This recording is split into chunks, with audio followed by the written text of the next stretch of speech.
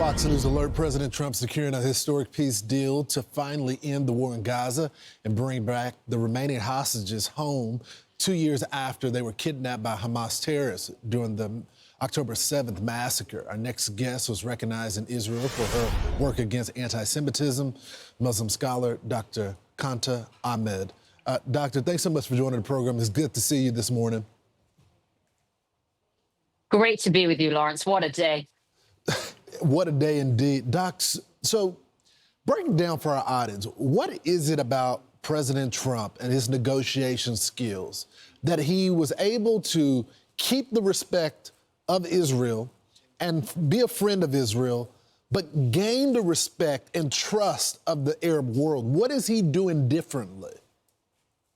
First, he comes with over a decade of political capital. He has been the architect of the Abraham Accords, a big part of which was also Jared Kushner. But he has unbelievable instincts as to how to leverage all of the actors, instincts as to what motivates and what incentivizes, not just Israel or Hamas, and that's been the most focus, but all of the big players around them. Hamas came to being because of its patrons, Iran, Turkey, Qatar, their Muslim Brotherhood patrons. They finance and support. Hamas was really, they were on the side of Hamas in much of this for a long time.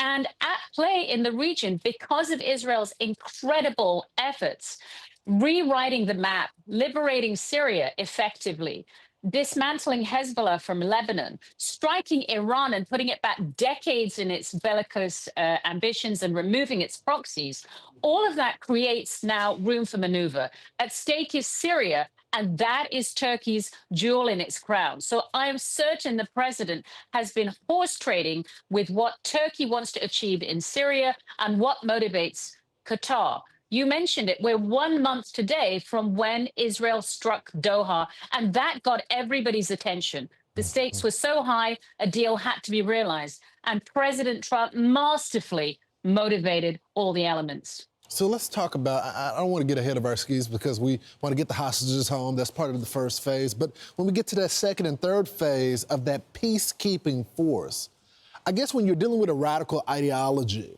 how realistic is that peacekeeping force? How do you accomplish peace?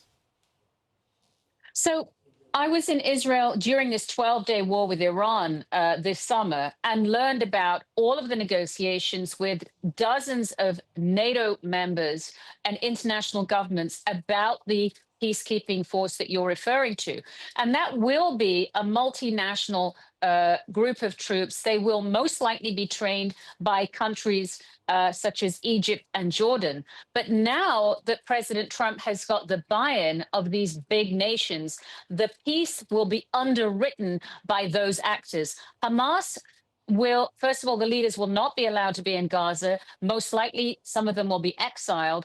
The entire terrorist effort will be on a very tight leash. The Gazan people themselves are rejecting Hamas as it is. So there will be intense scrutiny and pressure, which will help that international force keep the peace. And additionally, the IDF will still guarantee the buffer zone. And this would not be possible without the incredible efforts of the IDF to defend Israel's sovereignty and maintain the regional peace with Egypt and Jordan. That's how it's likely to happen.